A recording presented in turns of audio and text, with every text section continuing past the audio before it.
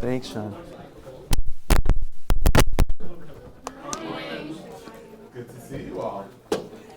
Thanks for coming out on such a cold, wet day to be a part of this very special series and experience. As you all may know, this is our Visiting Faculty Scholars of Color series. You may or may not know that the series was founded over 30 years ago by our former dean, Andy Porter, when he was a professor at Michigan State University. Oh, okay. So the series started there and traveled with Andy from Michigan State onward to Wisconsin to Vanderbilt, and then he brought it here. So for the past 7 years, Andy and I have been collaborating on the series. He has since retired, but I'm very pleased to share with you all that Dean Pam Grossman and I have agreed to continue the series, hopefully in perpetuity. It will continue as a collaboration between the Dean's Office and the Center for the Study of Race and Equity in Education. Unfortunately, Dean Grossman had a prior commitment in San Francisco, where it's probably not cold and rainy. Well, you never know with San Francisco, actually. I don't know, but yeah, rain, we're not getting a lot of water in California these days. So. Yeah. But you're right, it could be cold. Could be. But she certainly sends her regards and best wishes to our distinguished guest. So let me tell you a bit about him. Django Paris is an associate professor at Michigan State University. His doctorate is from Stanford. His undergraduate degree is from Berkeley.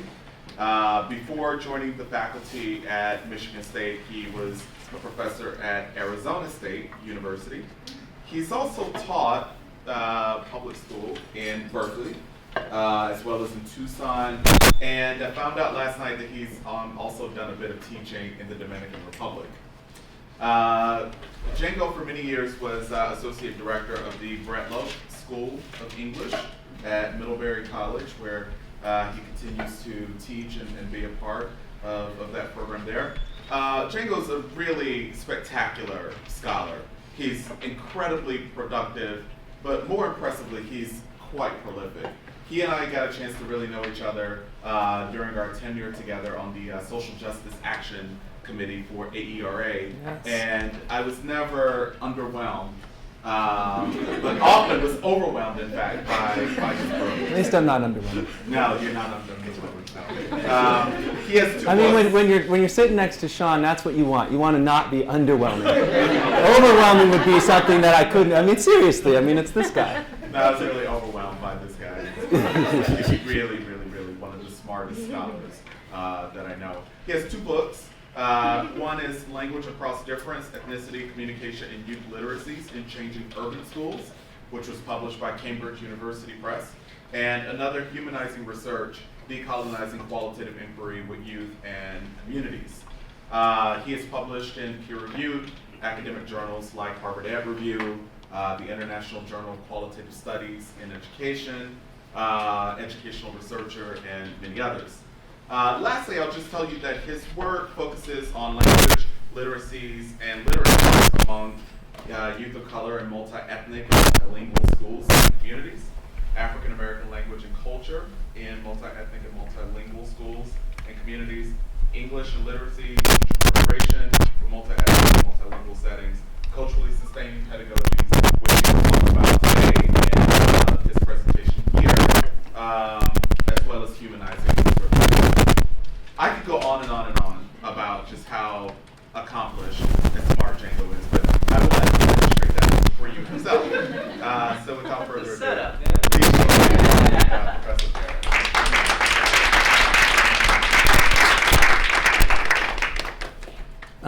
Thank you, Shaun. So this is actually my first trip to Penn GSE, although I've been to Philly sometime. So it's really nice to be here. This place has meant a lot to my own learning when I think about, particularly around social language work, and even more specifically around work with joining African American language with education in generative ways with classroom learning. John Baugh and John Rickford, two of my really important mentors in that area, are Penn PhDs, and as well, I of course continue to learn from the long tradition here at the intersection of ethnography and educational justice. These are all really central areas to my work, and so it's a pleasure to be here. And there are a few places where work on race and equity are so central and influential, thanks to Shaun and many others. So it's really nice to be here, and thanks for coming out on a rainy day, a rainy, cold day. There'd be less people if it was forecasted to be snowy, like heavy snow, so this isn't so bad. And there was some heavy snow in Detroit, so this isn't so bad. But my thanks to, especially to Shaun, but all my friends here, and also to, I know that Pam can't be here, your new dean, Pam Grossman, who I know from my time at Stanford, but my thanks to her. It's something to have a lecture series like this, and I didn't know, thanks for tracing out that history. I didn't know where it started, but the length of the series, it says a lot about a place to foreground a speaker series like this. And I get a cool framed thing too. That's really nice. I was like, sweet. So we were deciding, Diana asked if I wanted to send it home or to the office. I thought it might be a little much to throw that on the mantle, and so I might take it to the office. But anyway, thank you all so much. So I'm going to go ahead and get started. So I recently tweeted this. Education must foster a critical pluralism, one that challenges power, allows for inward critiques of our practices, and sustains valued ways. This ultimately is what I'm after in this talk, and what I believe we need in contemporary education. Actually, this is basically my talk in 140 characters. So we could just wrap it up and go with Q&A. But I do find Twitter a great during, post-writing tool, a place to try ideas, a place you don't have to wait 6 months for a review and a year and a half for publication. People often talk about the elevator speech. Try putting your research program into 140 characters. That's even more challenging, maybe. But anyway, I will attempt today to outline why such a vision of education is needed and some of the ways that it can be enacted.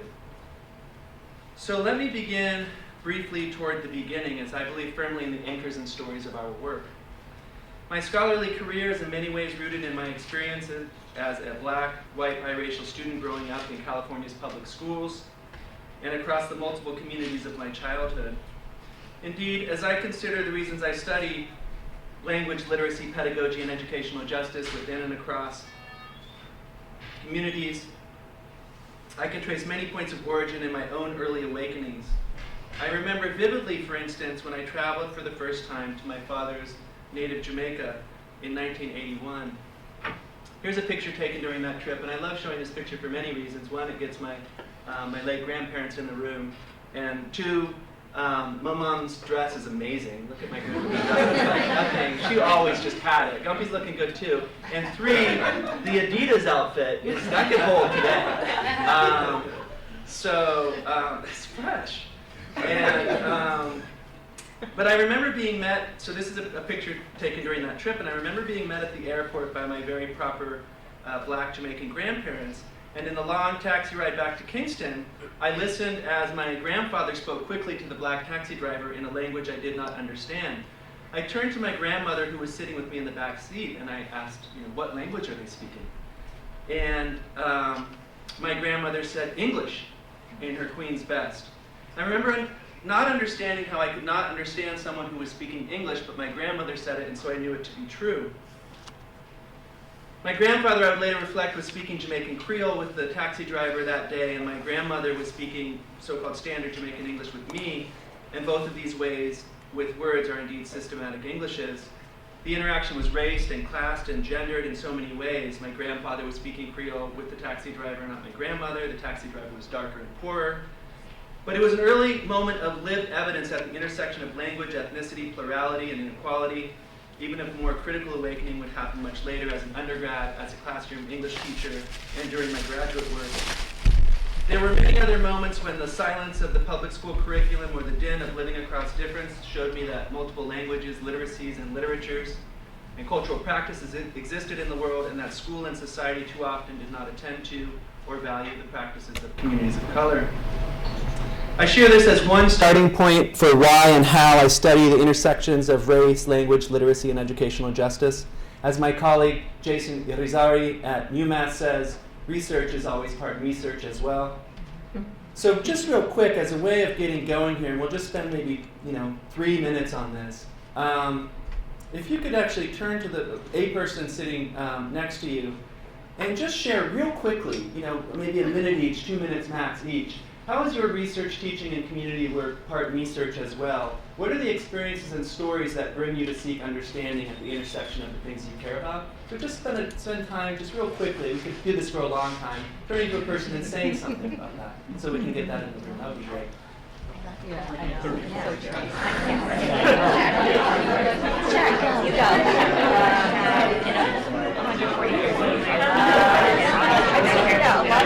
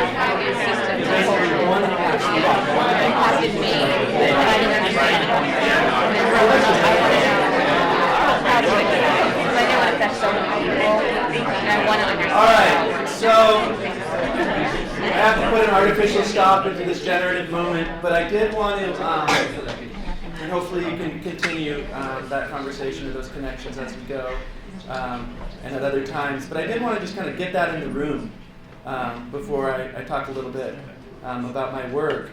So based in my own experiences as a young person and as a student, as a teacher, when I began my own research career, I was interested in understanding, again, how languages, literacies, literatures, and cultural practices were enacted across race and ethnicity, and how our pedagogies could better join with such enactments to equitably support and foster our plural present and future, could equip our young people and teachers with the cultural dexterity so needed in our society. Over the early years of my career, this interest, deeply scholarly but also deeply personal, and I think if we're all honest, that's true for each of us in ways, has carried across 3 substantive and interconnected contributions to the fields of language and literacy studies, English education, linguistic anthropology, urban education, and qualitative research, which I see all of them as related disciplines or areas of work. The first contribution is to new and evolving knowledge about how race and ethnicity are lived by youth of color through language and literacy and cultural practice in the context of demographic and social change. The second is what I have called humanizing research, collaborative, relational, and justice-driven qualitative research, methodologies for working with youth and communities marginalized by systemic inequalities. And the third is conceptual and empirical work on asset pedagogies that seek to sustain linguistic, literate, and cultural pluralism among youth of color. Although I can't give depth to each of these areas during my talk, my current work on culturally sustaining pedagogy, to which I now turn, builds directly from all 3. So this fall, 2014, marked the first time students of color were the majority in U.S. public schools. Indeed, in 1970, 80% of public school students were white. Today, over 50% are students of color. That's an extraordinary shift. It's based more or less during my lifetime. And yet, U.S. education continues to be centered largely on white, middle class, monolingual, monocultural, as well as cis heteropatriarchal norms of policy and practice. How can teachers work to sustain valued cultural practices and knowledges of students and communities of color in a schooling system that too often places little value on those practices and knowledges? Indeed, how can we as teachers and scholars envision and enact pedagogies that meet the needs of the new mainstream? Students of color characterized by multilingualism, multiculturalism, and the desire to strive toward equality in an unequal and shifting racially and ethnically diverse society. My goal in the next few minutes is to offer a glimpse into my ongoing conceptual and empirical work on what I have recently called culturally sustaining pedagogy. That is, teaching and learning that seeks to perpetuate and foster linguistic, literate, and cultural pluralism as part of the democratic project of schooling and as a needed response to demographic and social change. CSP builds on 4 decades of crucial asset-based pedagogical work that has countered pervasive deficit approaches to teaching and learning with students of color. These decades of research and the long social and educational justice struggle of which they are part have worked against the backdrop of beliefs in white cultural superiority and the systemic racism they engender to prove that the practices and ways of being of students and communities of color are legitimate and should be included meaningfully in classroom learning. In the past 3 decades, this asset-based pedagogical research has importantly included work on the funds of knowledge, cultural modeling, the pedagogical third space, and notably Gloria Ladson-Billings' seminal conception of culturally relevant pedagogy. Indeed, Ladson-Billings recently wrote that, quote, culturally sustaining pedagogy uses culturally relevant pedagogy as the place where the beat drops.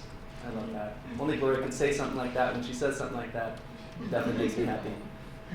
She continues, it does not imply that the original was deficient, but rather speaks to the changing and evolving needs of dynamic systems.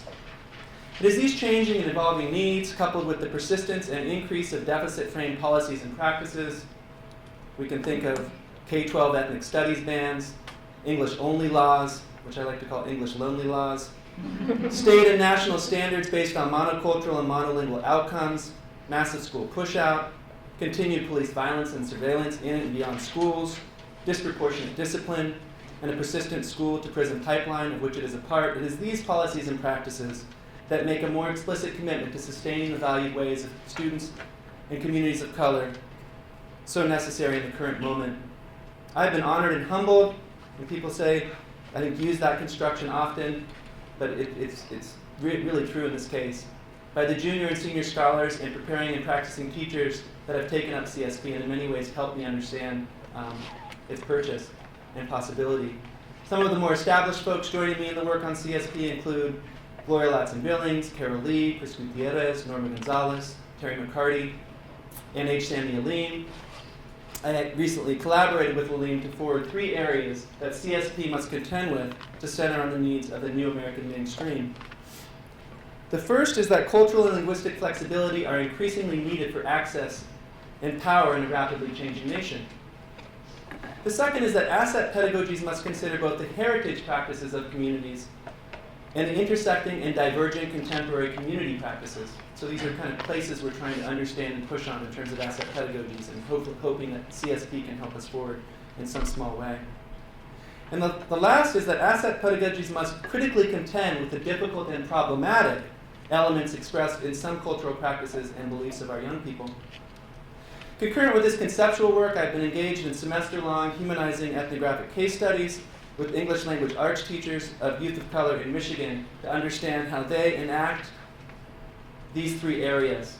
And this is emergent and unpublished work. Indeed, I've just completed data collection and still engaged in analysis, but I think it's more mutually generative to share work that I'm engaged in right now rather than trotting out a bunch of previously published stuff. Well, you can tell me if I'm right later. Dude, you should come with the book. So the first area of this ongoing work has been centered on how CSP can support needed cultural and linguistic flexibility.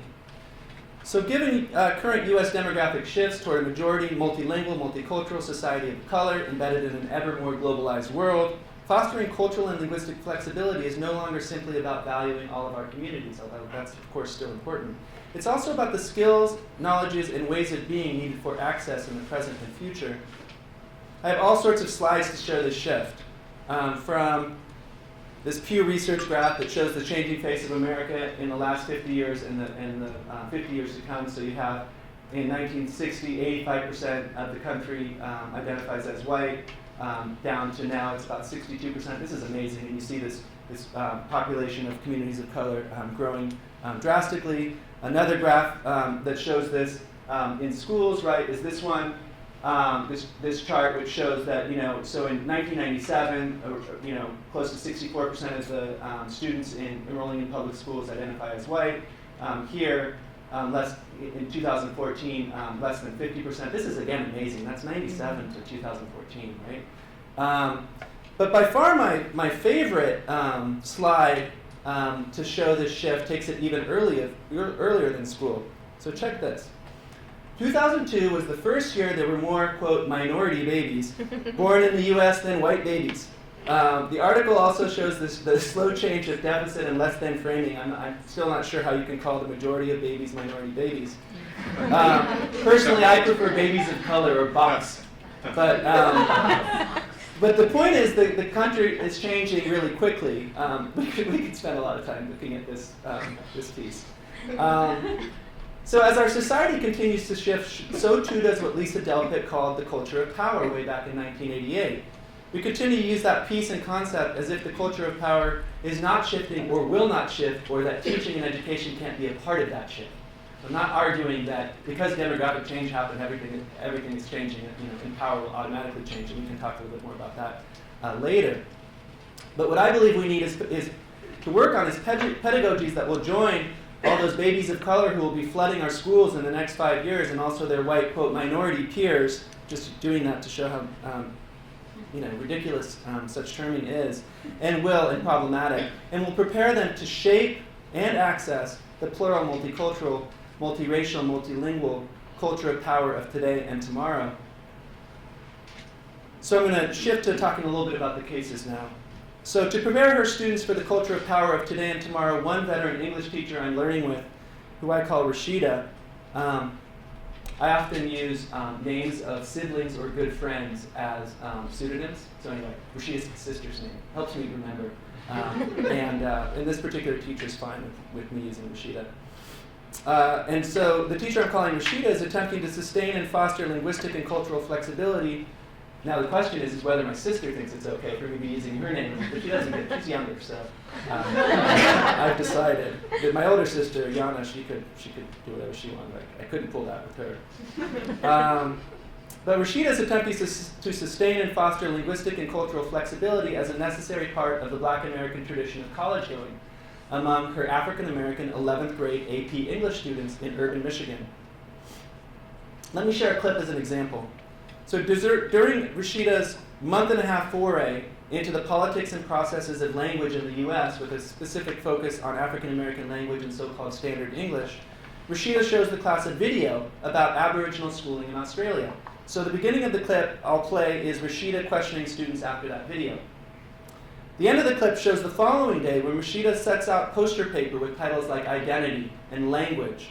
And she puts on some hip-hop pedagogy canon jams. And for those of us who do work in hip-hop-based pedagogy, there is a canon.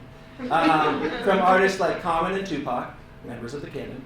And she asks students to, without talking, move around the room recording their understandings. So we'll start with this clip.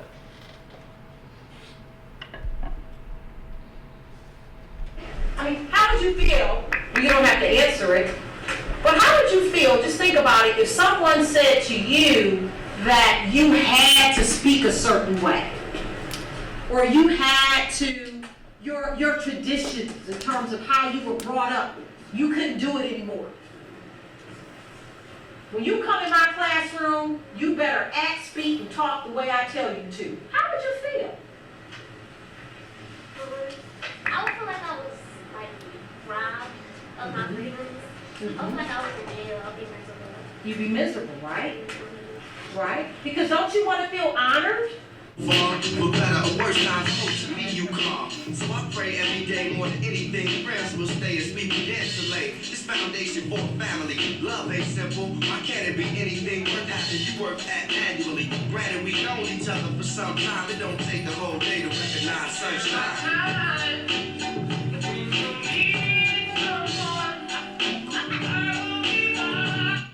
Sorry for the harsh cut there. So this photo shows the finished poster on language, and Rashida's students have written slang and under it, part of my personality, race, ever-changing, separation, different varieties of the same language, African-American language, and about Tupac, who was flowing during part of the activity. He is kind of speaking in poems.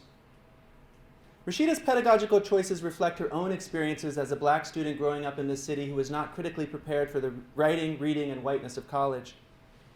Her pedagogical stance and enactment might best be termed pedagogical double consciousness. The teacherly ability to critically center the content and learning norms of communities of color, while also moving across and within their divergences and intersections with dominant white middle-class content and learning norms.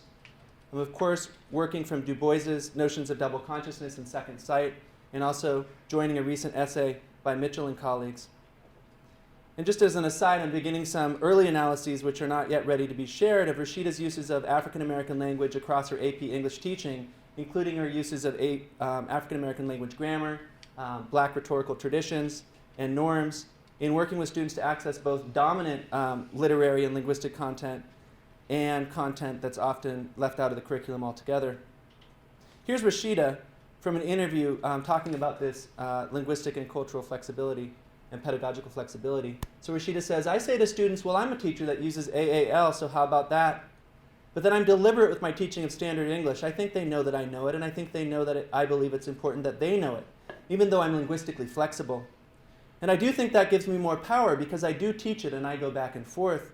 Rashida continues, it's not enough to say to students that learning standard English is the language of power, is the language of commerce, which is what I've heard oftentimes peers, colleagues of mine say. It's the language of commerce, and that's the only way you're going to make money. It's not true, I ask? It's not true. And I think we don't give kids credit for it. I think we need to be honest with kids. Connected to the demographic and cultural shifts that CSP must join in classrooms are the ways that race, ethnicity, and language and literacy are enacted and lived by contemporary young people in both traditional, but also importantly, evolving ways. The vast majority of asset pedagogy research has been focused solely on the important heritage practices of our communities while simultaneously ignoring shifting and changing contemporary community practices that young people are often engaged in. As examples of these heritage and evolving practices in my previous research in the local Northern California city I call South Vista, I worked with youth in their high school and community to explore the important ways that African American students navigated identities through their heritage practices of African American language, or AAL, and other black originated cultural practices. However, as this school and city shifted from a predominantly African American population to a predominantly Latino population with a significant population of Pacific Islanders, I worked with Mexican American and Pacific Islander youth who also navigated identities through community practices as AAL speakers and participants in black originated practices, while they simultaneously participated in heritage practices of, for example, Spanish or Samoan, passed down from elders in their ethnic communities. So spoken AAL among Latino, and Pacific Islander students included the full range of the language, from grammar to phonology to rhetoric, from the habitual B to R vocalization to signifying. As Carlos, who moved to South Vista from Michoacan in Mexico at 11 and enrolled in a largely African American middle school, put it, what happens is, like when kids are coming, like English learners, since they're around black people sometimes, they learn the slang instead of like the English. Now we could spend a lot of time unpacking the use of slang and the use of English, but I think we get Carlos's point. This AAL sharing happened in written language as well through what I have called identity text. That's use-space writing sent over phones, inscribed on object, and flowed in raps. So here, for instance, is a table that shows features, AAL features used over mobile phones, right, in the texting of Latino, African American, and Pacific Islander young people. So just to, give a couple examples. you have el to the, so rather than texting the, it's the, and rather than this, it's this. Or in grammar, you have the tickets is 10, rather than the tickets are 10, right? An example of regularized agreement. Or immediate future tense markers like we finna, rather than texting we getting ready to. So as another example of, and we could spend a lot of time on this slide also, and we can go back there. I think it's important and interesting. As another example of identity text, here is a photo of the Superman emblem Ella, a Samoan American 10th grader, has written over and around on her backpack. So I blurred out a few things that are identifying.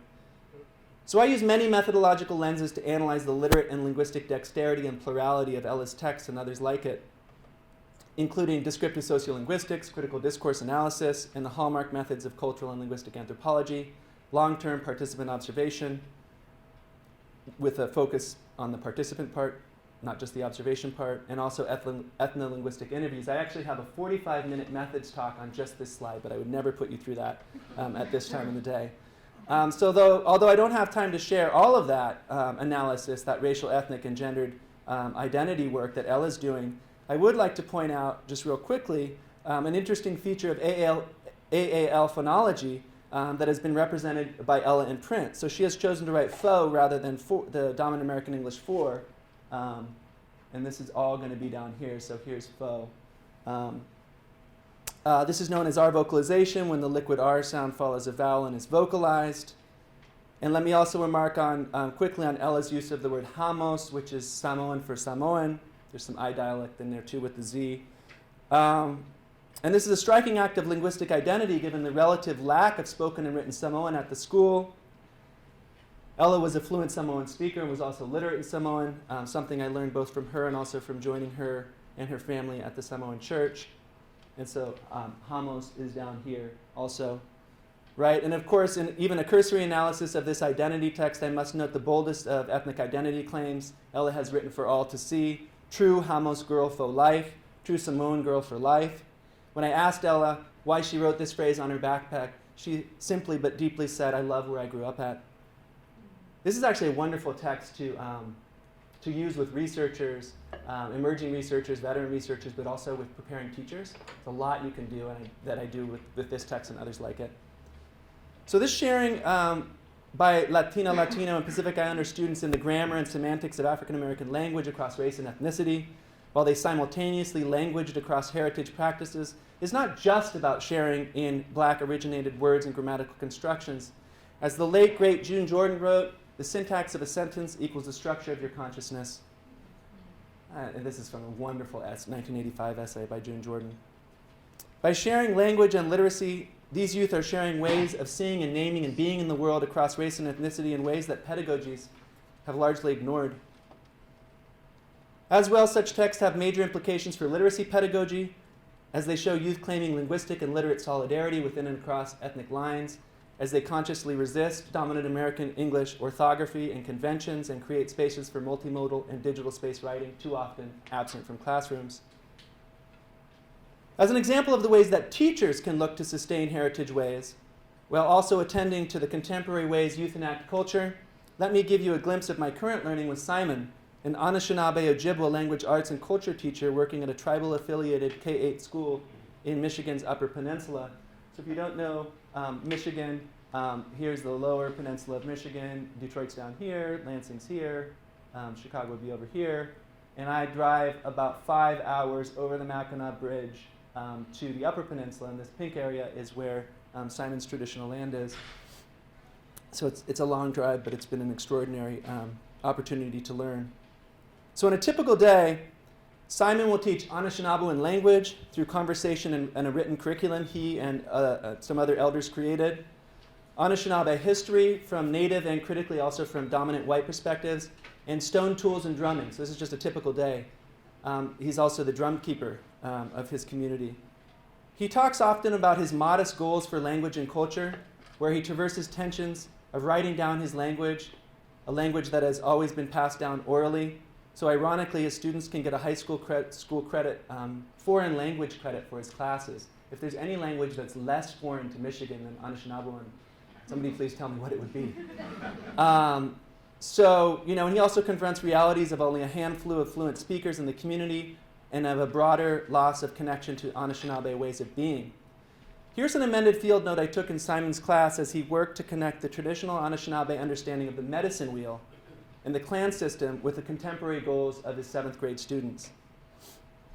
So on the board, Simon has drawn a blank medicine wheel, a symbol that holds the meaning of the entire Anishinaabe way of life. The medicine wheel is a circle divided diagonally into 4 parts, and here's a poster that was on Simon's wall. The directions are represented by these 4 parts, Simon reminds the students, as well as from top clockwise, humans, water, rock, plants, animals, all of which are interdependent. Simon has asked students today to use the form of the wheel to draw and write their own wheels, filling in the 4 sections with your gifts, characteristics, what you're good at, your interests, what you like to do, your goals, what you see yourself doing. He has left the top portion blank. He'll later tell students to fill that in with achieving, how you will achieve those goals. As they're working, Simon reminds students of the clan system and that many of them know their clans, but that in the old ways, the clan system took care of everything. It helped you identify your strengths and find a path, but it did not limit that path. Simon then asked students to open their Ojibwa culture book, which has the various Ojibwa clans.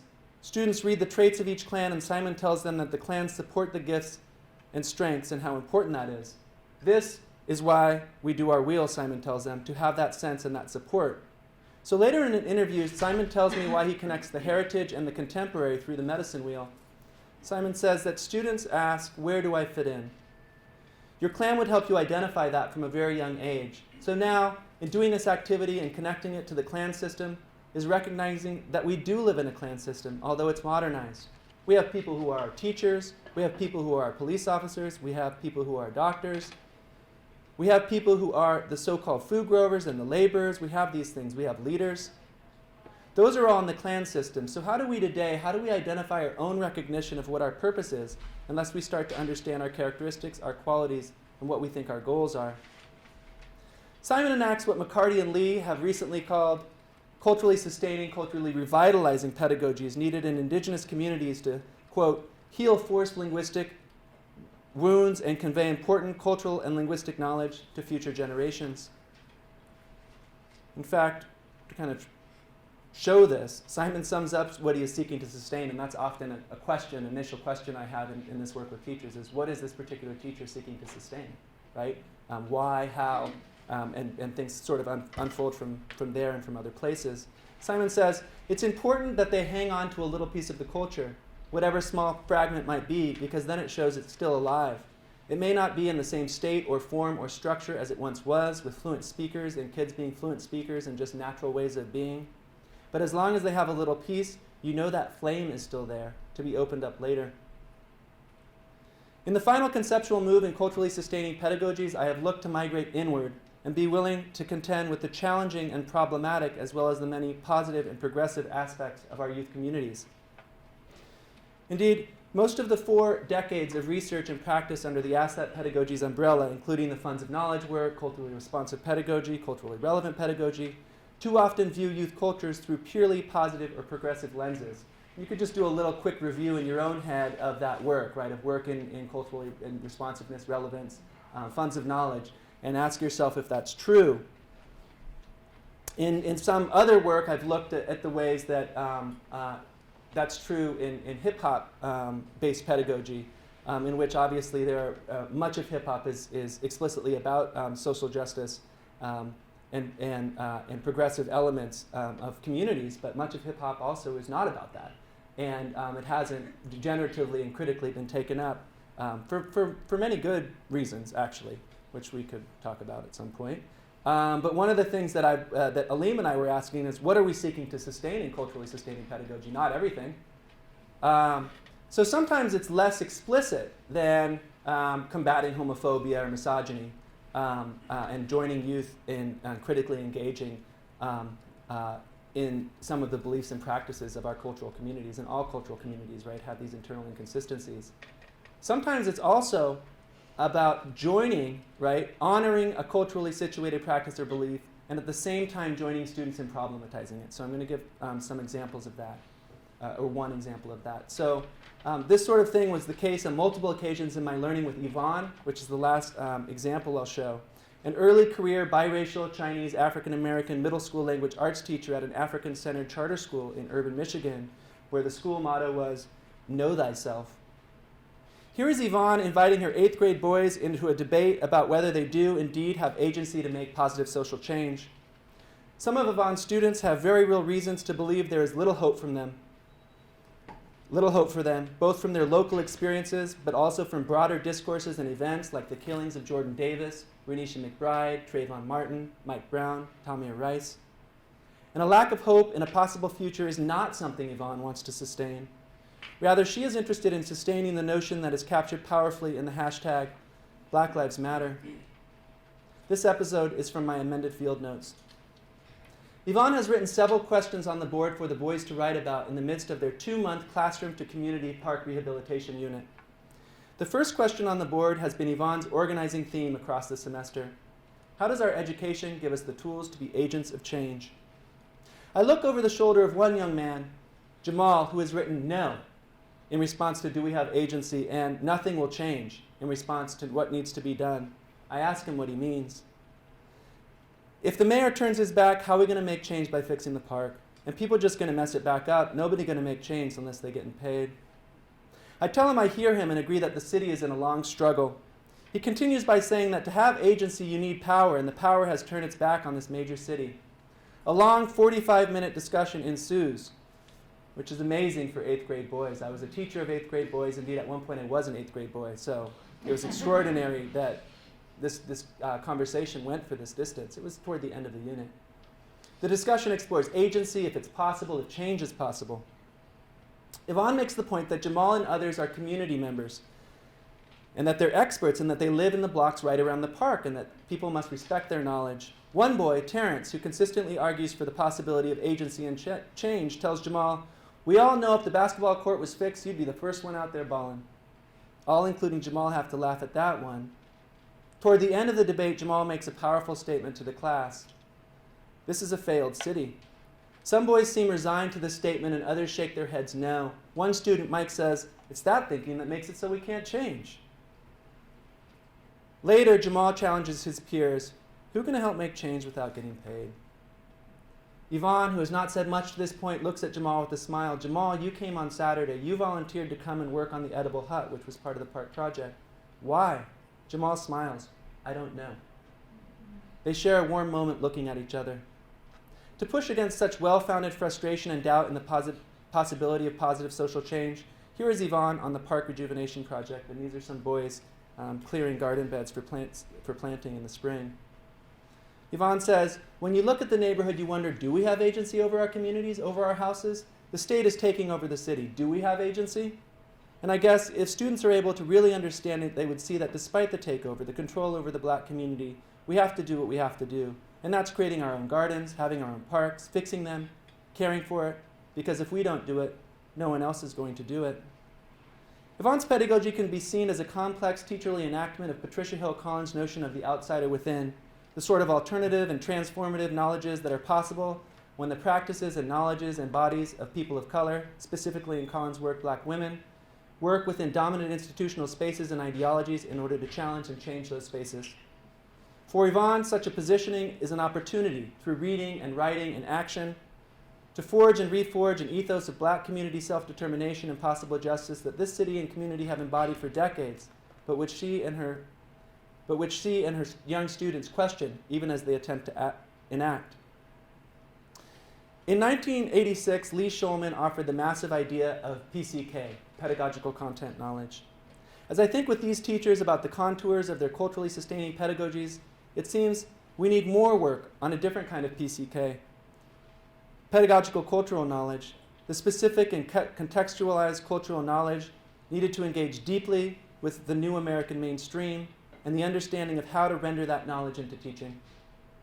Rashida needed to learn about the history, structure, and politics of AAL and continued to do so during our work together.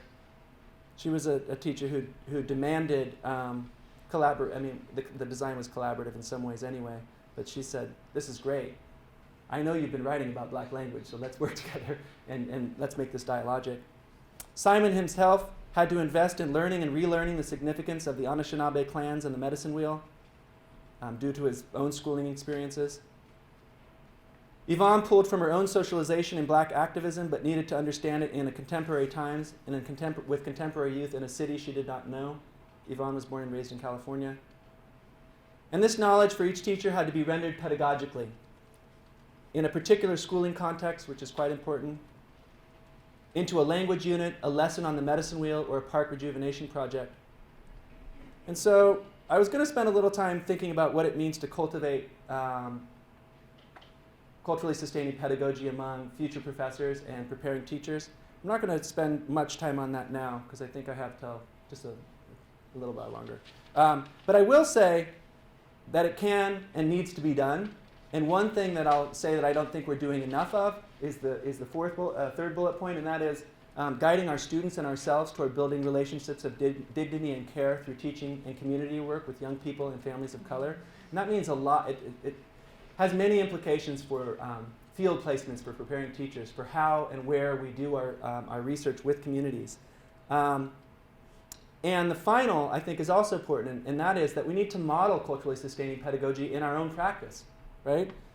And ask ourselves this question, which I think is a great question to ask, that each of us can ask ourselves, but also that we can ask preparing teachers and veteran teachers alike. How am I centering the valued practices and ways of being of students of color and other students marginalized by systemic inequalities in my own teaching?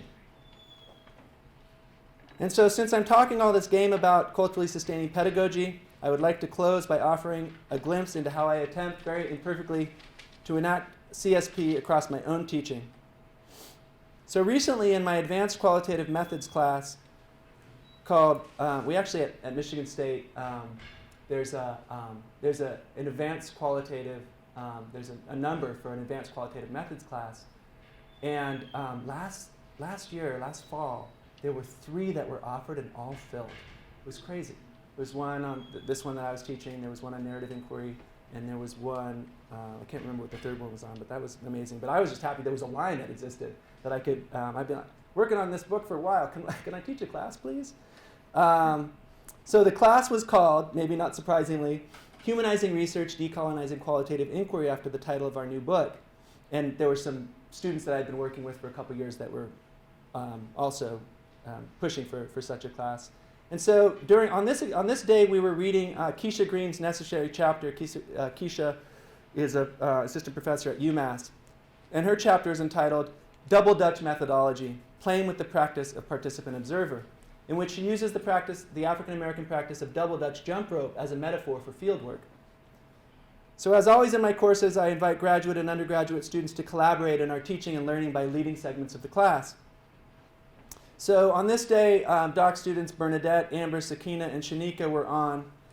And as a way into thinking about participation across familiar and unfamiliar research contexts, they brought double Dutch into our classroom. So after Skyping with Dr. Green and writing some field notes while watching YouTube videos of double Dutch, we pushed back the tables, and those who could, luckily we had a couple of pros, did some jumping with pedagogical and methodological purpose. It was an extraordinary class full of deep insights into being outsiders and insiders in the communities of our work. And of course, the class leaders made sure I practiced this sustaining pedagogy that I preach, which meant a little double Dutch of my own. So I planned a grand entry. Things are looking good for me at this point. Everybody's kind of got Bernadette and Shanika twirling and some other students sitting in the back. I'm focused because this is a big moment, right? And then I have this moment of possible glory, but I'm going a little aggressive. I think I'm more planning to dunk the basketball or something. And you see Sakina over here. She's like, oh no, this is not going to go well. And then I fail miserably on the dismount. And what's worse, these photos were live tweeted from class. So I got back home and I was like, well, that was good. That was a sweet class. I was like, oh, hello, there I am. And so, but my failure isn't the point of sharing these photos, right? Rather, it's to think about how we can research and enact CSP across pre-K through university teaching and learning. how we can contribute through our teaching to understanding equality across race, ethnicity, gender, sexuality, class, language, ability, and documentation status, and across other ways we are similar and different. The vast demographic and cultural changes sweeping our nation and our schools present an opportunity and, I would argue, an imperative. But they are no guarantee of education and social equity in the short term. Indeed, many measures of equality are going in the opposite direction as a backlash against the reality of our racially and culturally shifting future is in full effect. Against this backdrop of pervasive racial and ethnic inequality and the continued centering of American education on white, middle-class, monocultural, and monolingual norms, I'm hopeful that the emerging work on culturally sustaining pedagogy can, joining the asset pedagogy research that precedes and follows it, and importantly, also joining the cultural justice movements of today's young people, which are inspiring, that it can be in some way useful to our visions of educational equity as the United States moves into an ever more multicultural, multilingual, and multiracial future. So I'll end there and say thank you.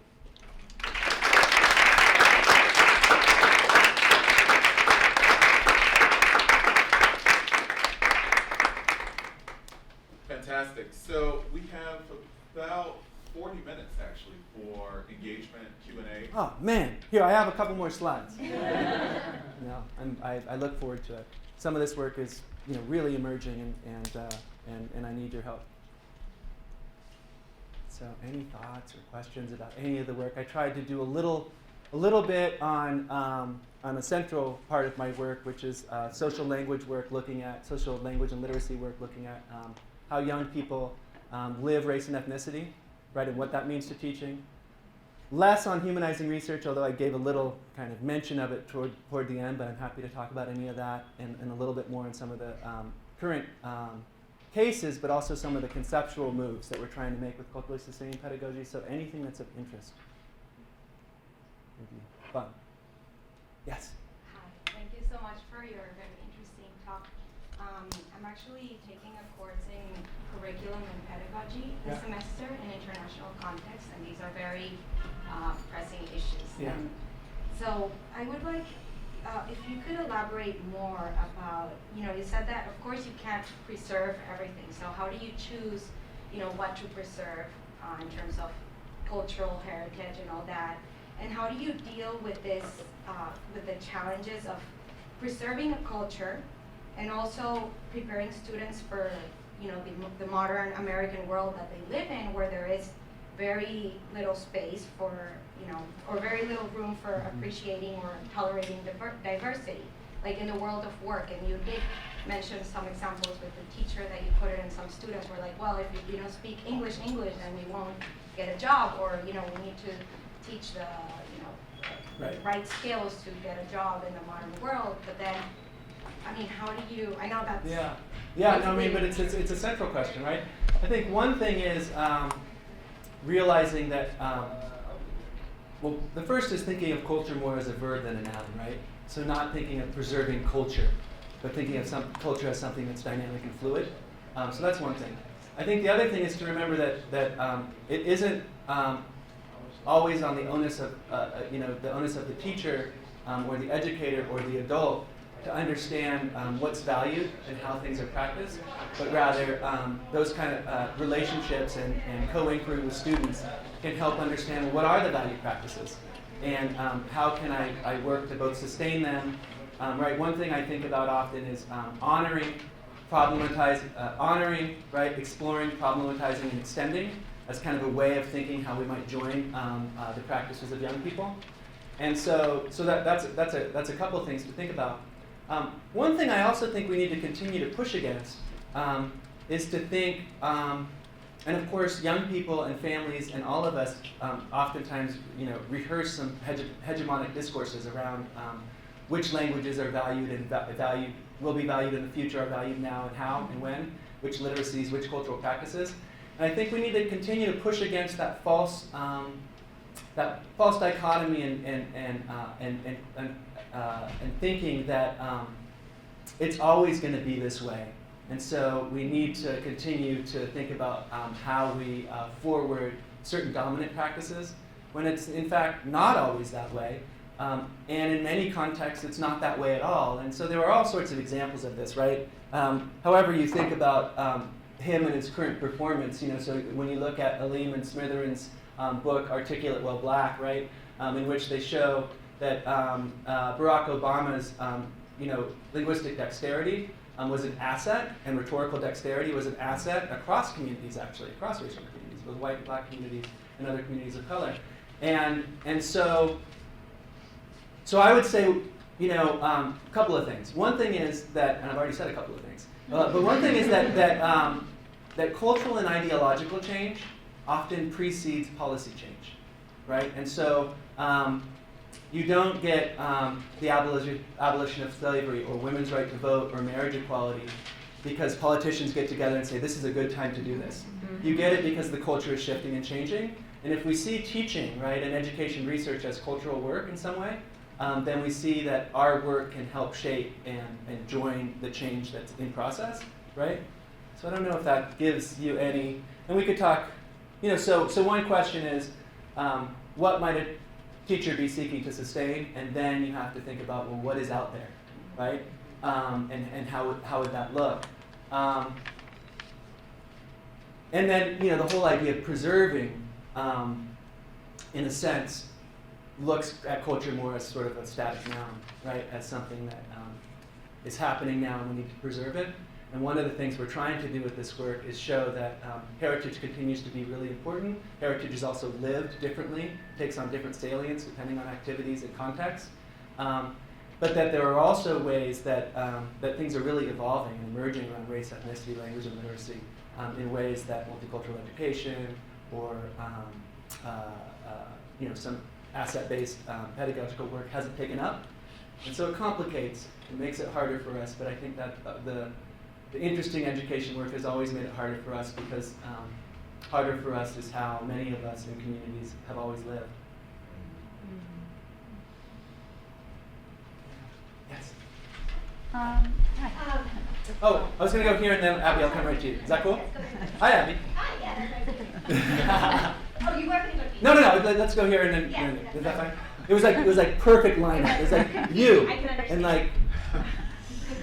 I was just wondering how, if at all, activism might fit with this. Right. And so, gosh.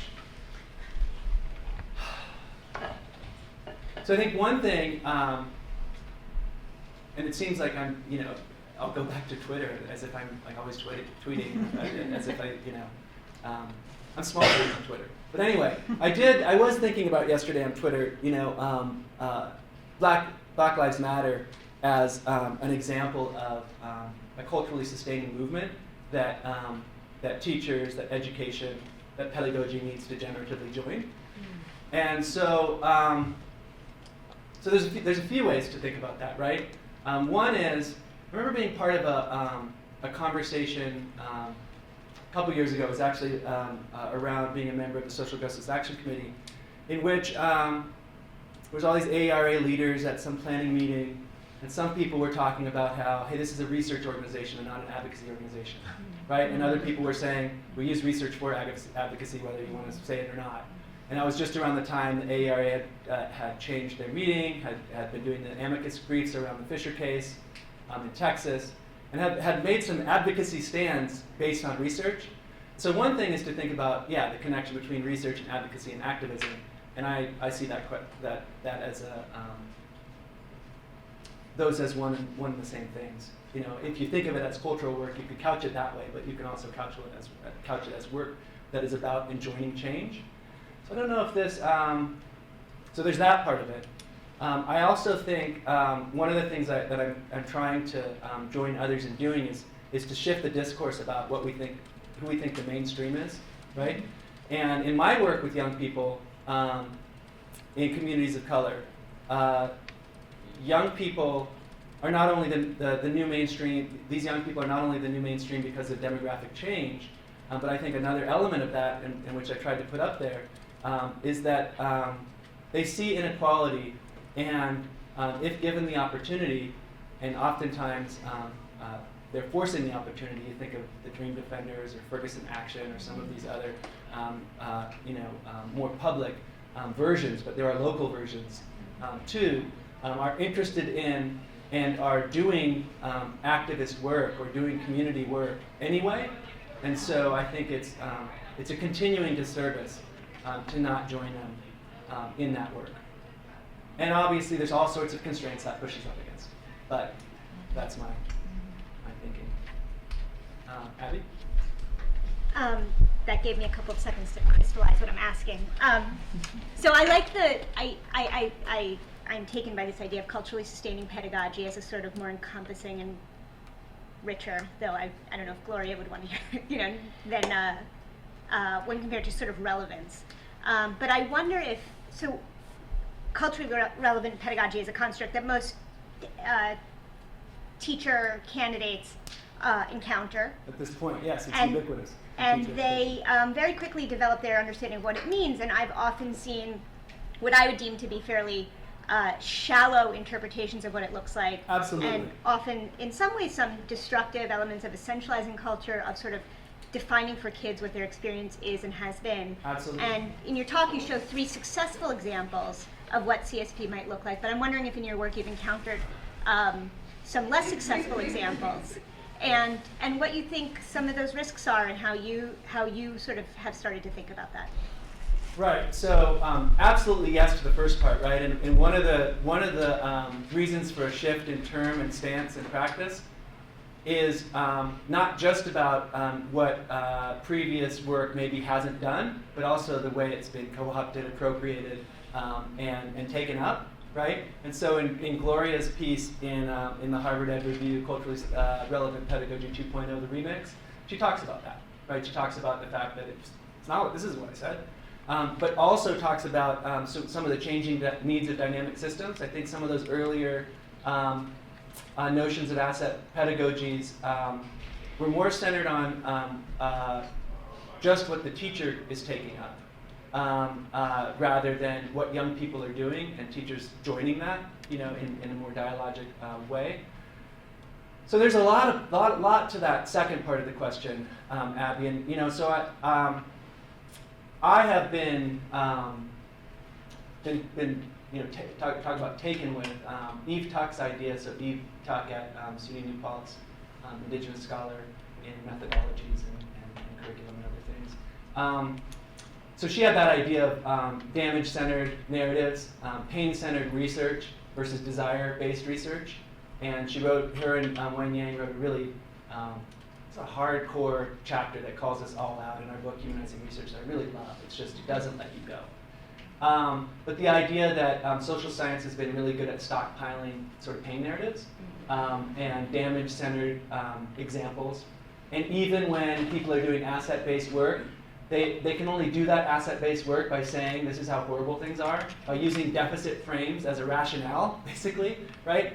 And so one commitment in this work was to find teachers, and it's not to not complicate, and this is a presentation, I'm just giving these little snapshots, but to find, we all know it's quite easy to find damaging practice with young people of color in public school settings. And so it was a commitment to, through community nominations, which teachers are committed to sustaining some core cultural practices, right, or ways of being of young people of color. And so that was a commitment. And so the stories, much like in the tradition, right, of Gloria's Dream Keepers or of Mike Rose's Possible Lives, was to find some of the good in teaching, not to not complicate it. And we do all sorts of complicating ourselves. And these teachers, of course, are working within contexts, both local and more broadly, and have themselves succeeded to some extent in dominant schooling, right? And so the terrain is really complicated, and they're, and just like all of us, are falling down at times and then holding themselves up at times. And so part of the collaborative design with these teachers was for us to have feedback. So we're looking at video together. We're I'm thinking about doing this. So for instance, Rashida's language unit, she had a bunch, but she wanted more. And I'm not going to say, I'm studying your language unit. I'm not going to, what is that? So instead, okay, so how can we account for that together? And how can I, right? So So I don't know if that answers your question. There's a lot of difficult things going on in the classroom. I'd like to find a few fragments that help us understand that even in the current moment of policy and ideology, that teachers can seek to sustain particular valued practices of communities, and that they do that work. That doesn't mean, so my question in this work isn't, are the kids getting A's? Are the kids doing well in standardized tests? Some of them are, and some of them aren't. But that's not my question. And so there's a whole bunch of stuff that kind of revolves around that. Is there a specific follow-up you could do that could help me answer it maybe more? Well, so I'm just coming at this from a very practical place of teacher education, and so I mean, what I heard was that's where you'd love to see this, right? Is be part of what we consider in teacher education, and so if we had people in our classes who were just immediately understood how to pick up, uptake these practices and engage with them, then that wouldn't be much of a challenge. But we know that's not necessarily the case. And so I'm just wondering if you have a sense of, in your own teacher education pedagogy, what might be some of the ways to help teacher candidates understand what you're talking about when you say culturally sustainable. So one great thing is that, and this, I don't know if this is, whatever this is, it's part luck as everything is, but there's something about the term that is immediately accessible to many people, and many people that have been doing this work for a long time and many who haven't, who say sustaining, because there's a different outcome. The outcome is pluralism rather than this constant bridge metaphor. We're using what you know to get to something better and more important, right? And so it has that going for it. The other thing is there's been some really good examples. A doctoral student at Colorado Boulder, Mike Dominguez, who has been using culturally sustaining pedagogy as the frame for working with Chicano teachers and white teachers in learning how to do CSP. And so one of the things that he's done, and this is his dissertation study, which I think is really fabulous, but one of the things he does, hi Ebony, is he, and this is, again, we could talk about practical, so he takes a small group of Chicano teachers, less white teachers, and they live in residence with Chicano students, with young people that they're training to teach, right? And they spend a week living together. And for these, for the white teachers in particular, they, and this is some of the work he does, they had never had an experience where they were living with community, just relating to, but anyway, living with, in a predominantly community of color, right? And they, looking at their learning, it was really interesting to think about just having meals together, having the discourse centered around Latinidad and around ethnic studies, which is what Mike's work is, ethnic studies through English as a secondary discipline, and so the changes for both the young people, the Chicano teachers, but also the white teachers, were really interesting to look at. And so that's why I say, when we're thinking about placements, what often happens is if teachers are whether they themselves are teachers of color, are maybe community members in ways like Yvonne was, where she was from a different city but had some community membership, or ways like Simon was, where he's always been in that place even though he went away to school, lost a lot of it, now he's trying to reclaim it with his students. And so, but we send, preparing teachers off to a school for a little while, and then back to the teacher education classroom, or sometimes at best we go to the school and we do the work in there. But community organizations, joining with communities in activities of mutual concern, in movements of mutual concern, that's where deficit thinking is really undone. And so I think those are some of the implications for teacher education. Tim San Pedro at Ohio State just did a whole class on culturally sustaining pedagogy with it's their kind of diversity class. So it's a big, with their whole teacher education cohort. He's doing some really interesting things. We've done some interesting things in our urban cohort educator program, and also in the English education program at Michigan State. So there's a student, Eric Skogsberg, who is basically following, so he introduces culturally sustaining pedagogy to his teacher candidates, English teacher candidates, and then they go into the classroom and they're like, wow, this isn't going to work. what do you look at all these things happening, and this is happening, and this is happening, and I'm trying to do this. And so he's following them for 2 years to support them in how he, as a white teacher educator, and they, as both black and white teacher candidates and now teachers, can learn with young people about what practices might be worth sustaining and how to engage in those curricularly and pedagogically. So, and we're putting together a collection, me and Aline, of essays by some of these senior folks and some junior folks on how culturally sustaining pedagogy operates or could in their work. And so those are people like, Gloria's there, Carol Lee, Norma Gonzalez, Chris Gutierrez. We invited the people that we continue to learn with and from, who are the foundation of this work in many ways, or a generational foundation, and of course it goes back hundreds of years. And then also kind of more junior folks like Tim San Pedro and others to kind of say, this is where, this is how, this is useful, this is what it looks like. Yes?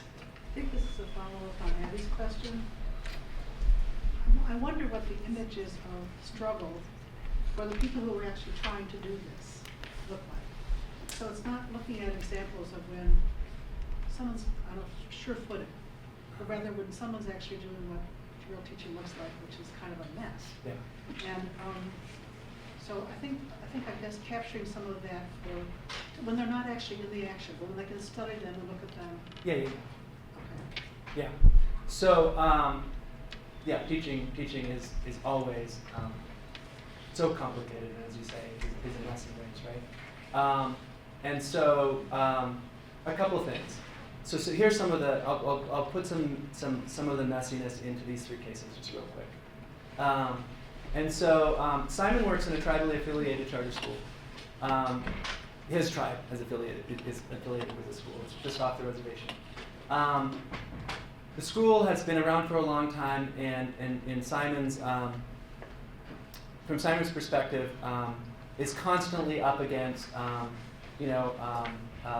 dominant versions of, state standards, state tests, and he feels like Anishinaabe language and culture are getting less and less time, right?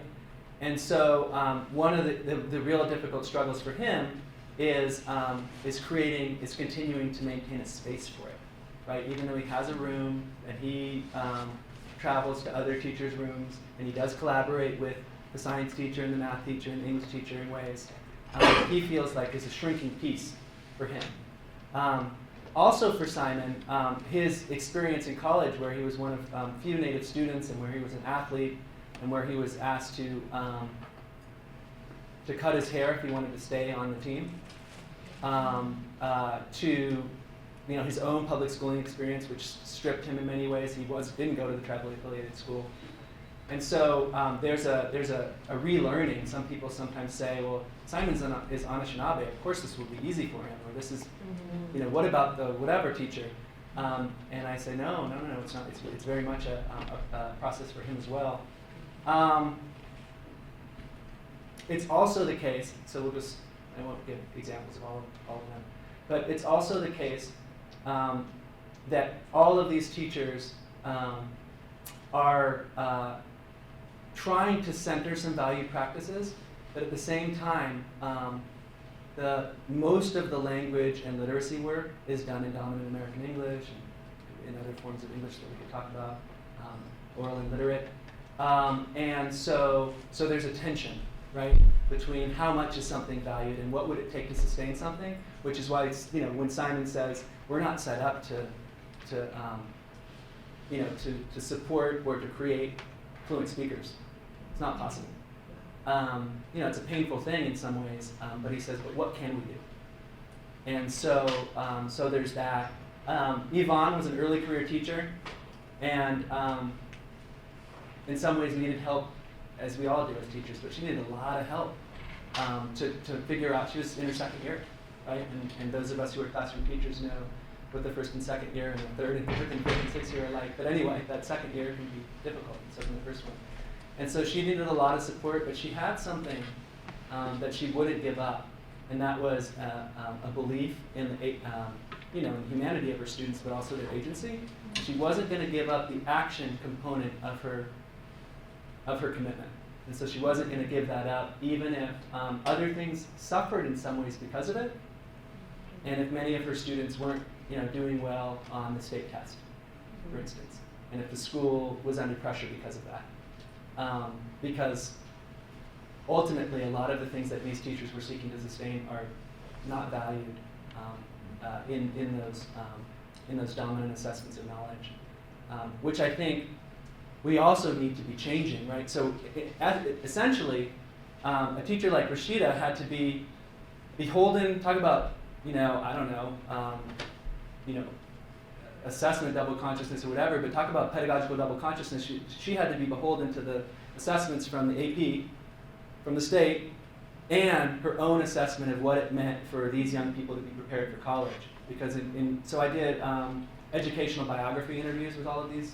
This is why I know so much about who they are themselves as students and teachers.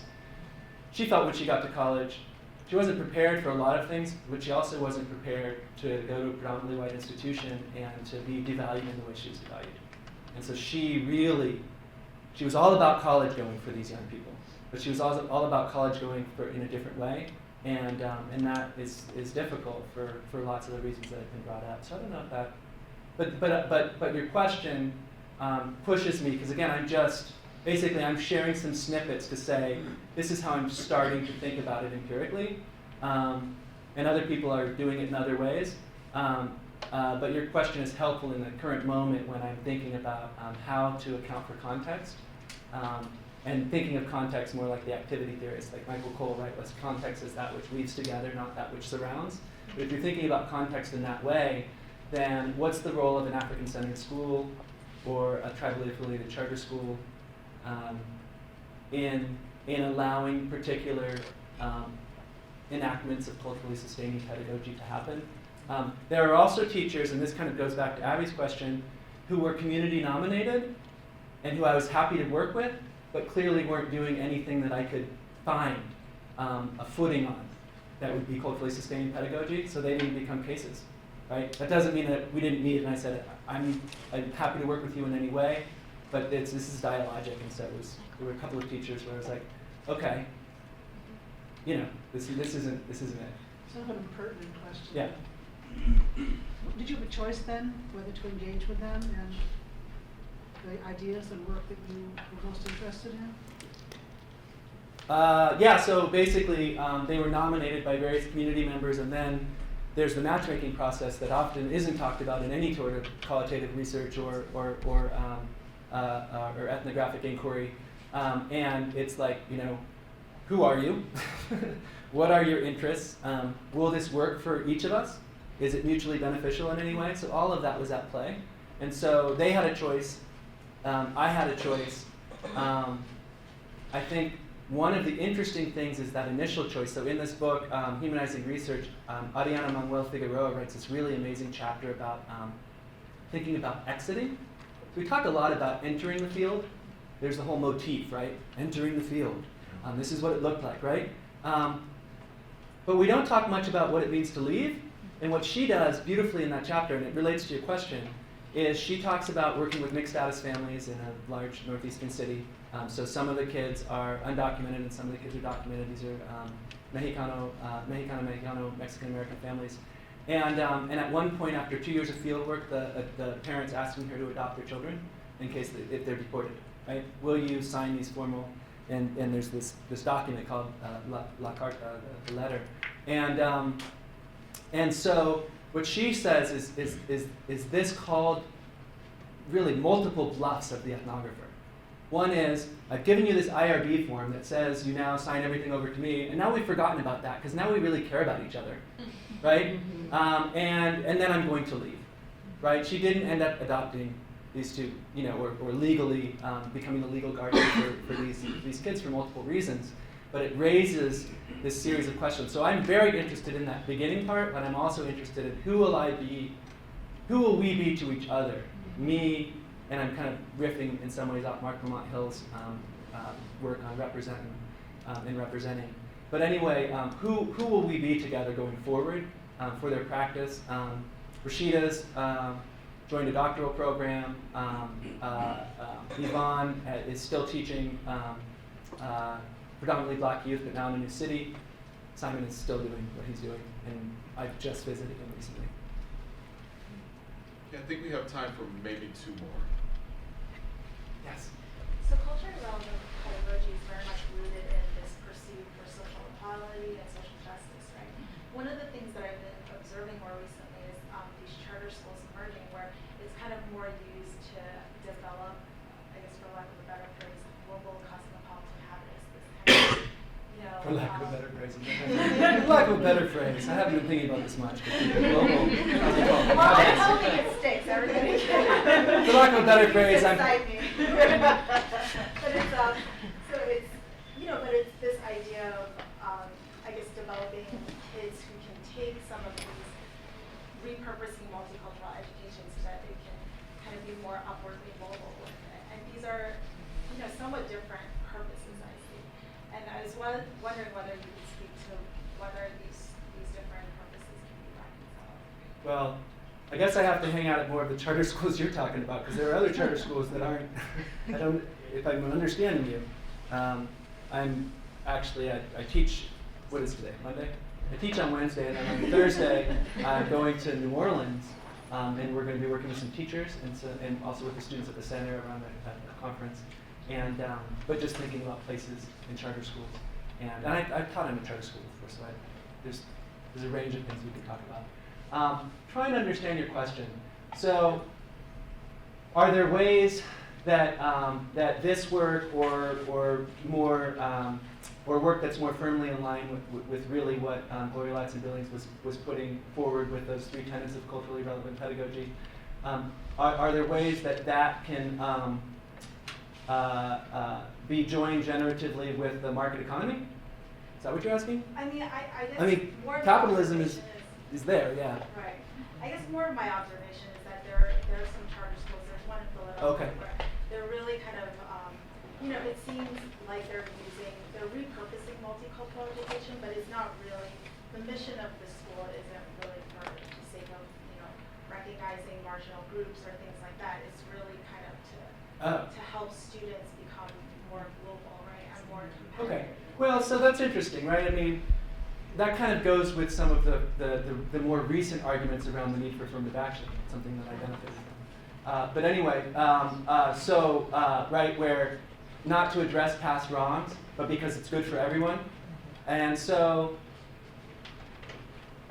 so I don't know if I have an answer to your question, other than to say, I think anytime you disconnect practices from the communities and the purposes of those practices, that it's very dangerous, right? And so if you then are saying, we're going to study, I don't know, whatever movement or whatever community through literature or through any number of things, only because it's marketable or because, right, it's in a sense it's a sort of Columbusing, right, of multicultural education.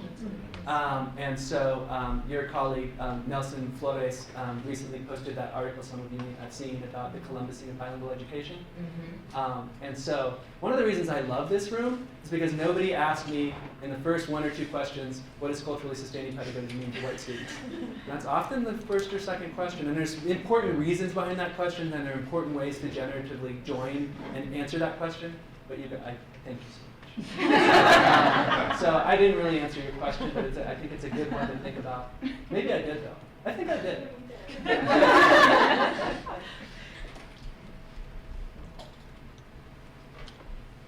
Last question. I get the honor of the last Gabriel. question. Cool. So I love the film clip you showed, and I'm wondering if you could talk a little bit about how you use, and your Twitter shout out was wonderful as well. So I was wondering if you could talk a little bit about how you think through using technology in your methodologies as well as your teaching practice. So I guess one thing that's become interesting, and it's kind of during the time, I mean, it's always been shifting, so people who have been at it longer than me will be like, dude, it's always been like that. But during the time I was doing my dissertation research, and maybe before that. But anyway, cell phones or whatever were everywhere in new ways. And now smartphones are everywhere in new ways. And so it's very much not out of the realm of everyday normal practice to be writing down. And so my old rule of thumb, and it's still my rule of thumb in some ways, is I'm not writing down unless the young people are writing down, right? And so if I'm in a classroom, I'm not going to be sitting there writing down or trying to record in any other way unless that's part of the activity. I might write down later, and there's all sorts of things we can talk about there.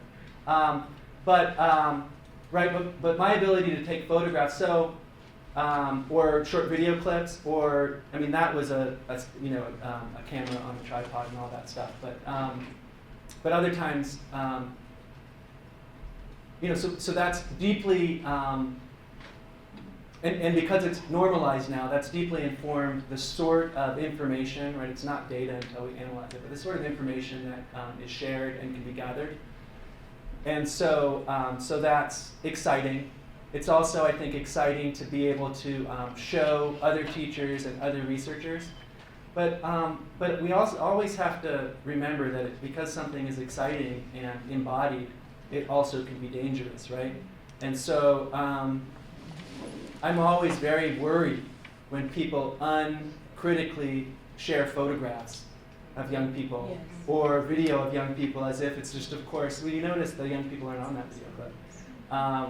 Although I have lots of video of them, and it's part of my analysis, I make certain decisions. Rashida I know well, and she's seen this video, and she's like, yeah. She's like, I sound pretty good, yeah, go look. And so I don't think uncritically sharing is another thing that I think is a big part. Twitter, and I'm going to say this as someone who's not so expert. I'm learning a lot from Ebony Teach over here.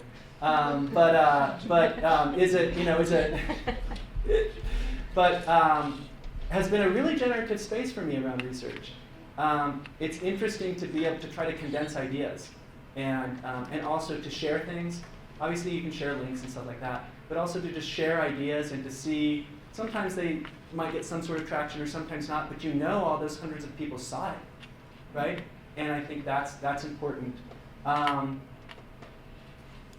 The other thing is just from a sociocultural perspective, right? One of the questions you ask is, where is language happening, how and why, for who? And so because language and literacy and is happening oftentimes, in digital spaces or through digital mediated means, that's where it is. And so in a sense, if you're not there, you have to start to wonder, well, are you studying young people? Or working with young people? So those are other questions. So I don't know. There's just some stuff around there that I can continue to kind of play around with. But cell phones are amazing research tools, right? Smartphones, it's crazy. Like you could do everything with the thing in your pocket, and because the thing in your pocket, a lot of people also have that thing in their pocket and they're doing everything with it, it becomes this way of sharing information. You still have to consider always ethics and colonization. Well, thank you so much.